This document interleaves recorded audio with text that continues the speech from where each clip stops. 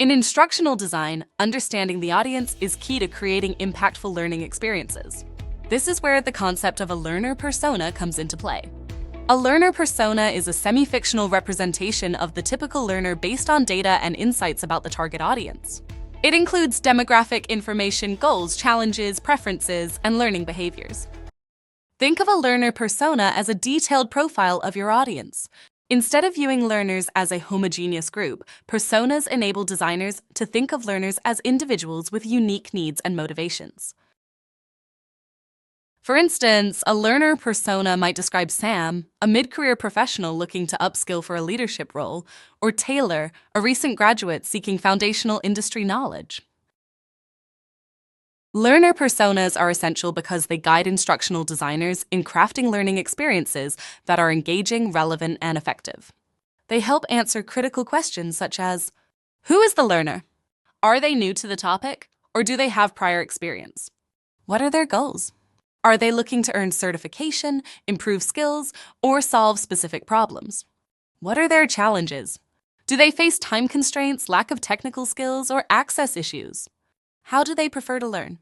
Are they visual learners, or do they prefer hands-on practice?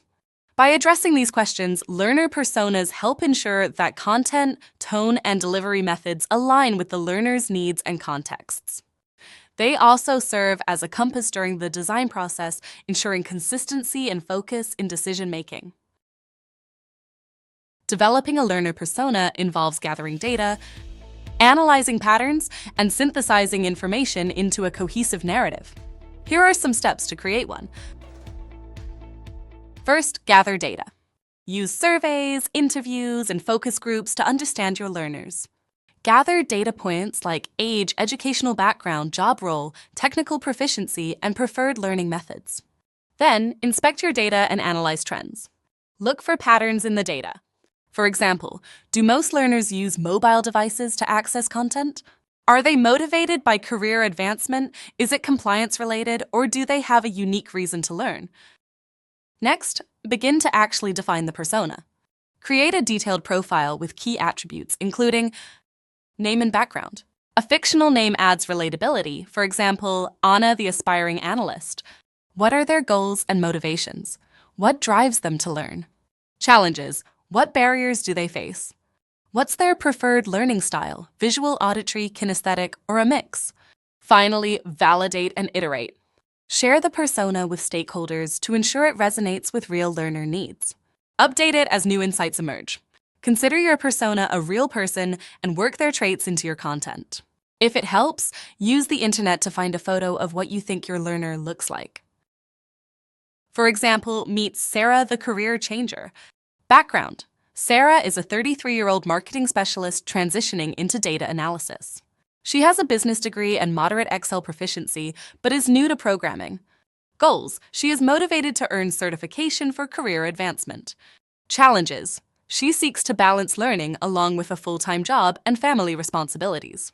Preferences. She prefers short, focused video tutorials that are mobile-friendly and interactive activities that mimic real-world tasks.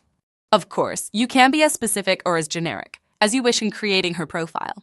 Just be sure it reflects an honest representation of who you think will be consuming your content. Once a persona like Sarah's is established, it can influence various aspects of instructional design. For Sarah's persona in terms of content development, we might focus on instructor-led sessions that promote peer interaction and participation. For delivery methods, consider offering mobile-friendly, on-demand learning modules since Sarah has limited time and difficulty making time for training. As far as assessment design, we might include real-world simulations instead of traditional quizzes.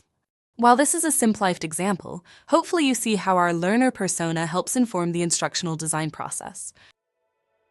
Learner personas are more than just a tool. They are a mindset. By centering the learner in every decision, instructional designers can create experiences that not only educate but also empower. Whether you're designing a corporate training program or an academic course, taking the time to develop and use learner personas ensures your work connects with the people who matter most, your learners.